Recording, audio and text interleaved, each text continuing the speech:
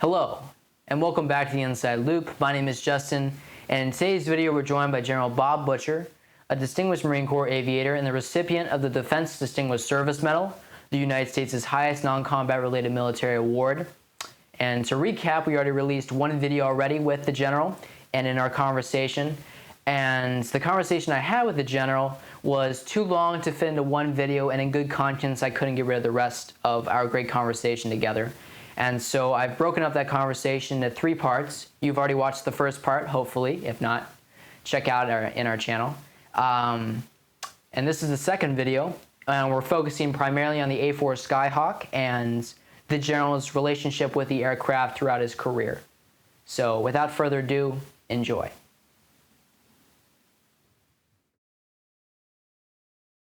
How about your background? So what was your first posting after going through basic? And Right. Training command is really in 3 phases. You start in primary, and then you go, and I did that at Softly Field in Pensacola. Then I went to Whiting Field for advanced primary training. And the first flight was in T-34. And that was enough for me, but I learned how to fly it. And I went to the T-28, learned how to fly it. And then I went to advanced. You test it, your flight scores were evaluated to see where you went, whether you went to jets or props or C-130s were props, multi-engine, or helicopters. And I was number 1 in my class, so I got jets, and I was very happy about that. Left the training command, and I was supposed to go to Beaufort, South Carolina, to fly the F-8 Crusader, which is what I had wanted to do since I'd started flight training. But en route, I was changed. My orders were changed, and I went to Cherry Point to join a brand new squadron, VMA 242, Marine Attack Squadron 242. 242 had new airplanes, brand new A4Cs. My first flight, single seat, of course. My first flight was in an airplane that had 8.5 hours of total flight time. It was brand new. It smelled new. It was amazing. And I said, I can't believe that they're letting me fly for the first time in a single seat jet. They're letting me fly this brand new airplane. But I got back okay, and the rest is history. It was an almost immediate love affair with the A4 Skyhawk. It's called the Scooter, Heinemann's hot rod, and it was a hot rod. It was had a roll rate of 720 degrees a second. That means in 1 second it will do 2 complete circles. Yes. That is incredible. That's impossible. But it's and I did that once. I said, okay, let me try this out. Let me try this out. So I planted the stick over to the side. Before I could get it stopped, I'd done almost two circles. The roll rate is unbelievable. You move the stick just an inch either way, and you're in a 30-degree rate of turn. You move at 45. You move at 2 inches, and you're turning fast. It's an incredible airplane. But anyway, I fell in love with it, and I flew it for 31 years. so you're with that same squadron for all that time? Or? Same type airplane. Airplanes are type, model, series. Type is attack. Model is A4.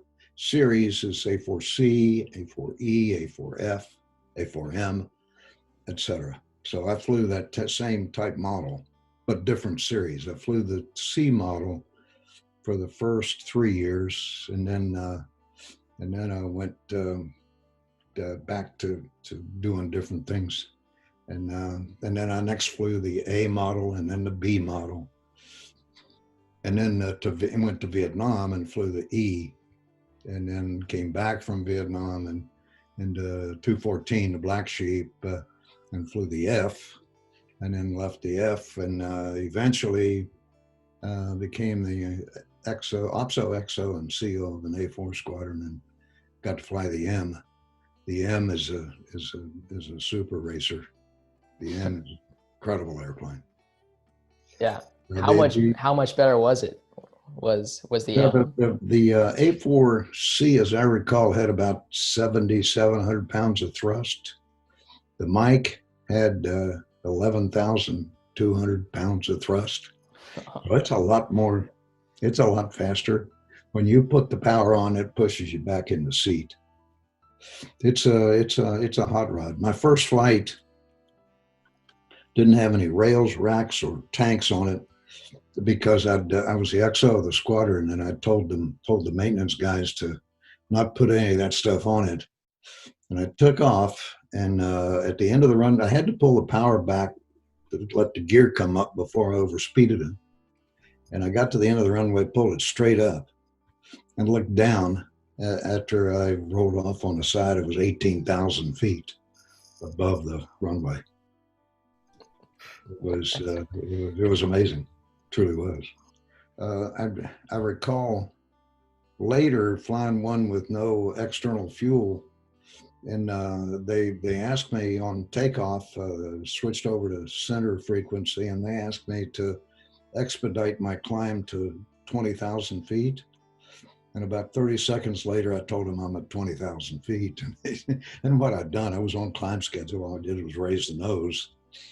And also it was a super airplane.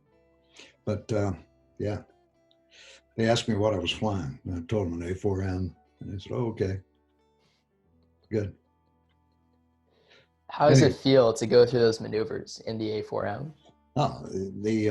The A4 is stressed for 7 Gs. You're not supposed to pull more than 7 Gs, but in the M, you could get to 7 Gs without even trying. I mean, it was, and so you did maneuver. Most of the maneuvers you did were 4G maneuvers. You could do them at 4 Gs, but you could also do them at 7 Gs and do them a lot faster. So, I'd usually do them at about 6. And when you're doing the dogfighting with another airplane, I used to regularly, but especially when I was a CO of the squadron, I'd take the first flight of the day, which was a 7 o'clock takeoff, fly for an hour, and I'd be back in the office when everybody else came to work. And that was cool. But I would dogfight 2 different sections of Phantoms during that hour and beat them both. It was fun. Well, that about wraps up our latest episode of The Inside Loop. My name was Justin. If you really enjoyed this content, leave a like and subscribe for more. We're going to have another video with the General, our last in the series on that conversation, due to drop relatively soon. And I'd like to point out the museum itself, the Flying Leatherneck Aviation Museum, located in Miramar, California, is open during the days of Thursday through Sunday from 9 to 3. And if you want to see me, I'm a docent at the museum. You can see me on Sundays from 9 to 12:30. So if you want to stop by and say hi, I'm all ears, and you can see me and Mustang Mike, who is a great guy, by the way. Shout out to Mustang Mike. You make my Sundays just that more special, and thank you so much. So thank you guys so much for watching, and I'll see you next time.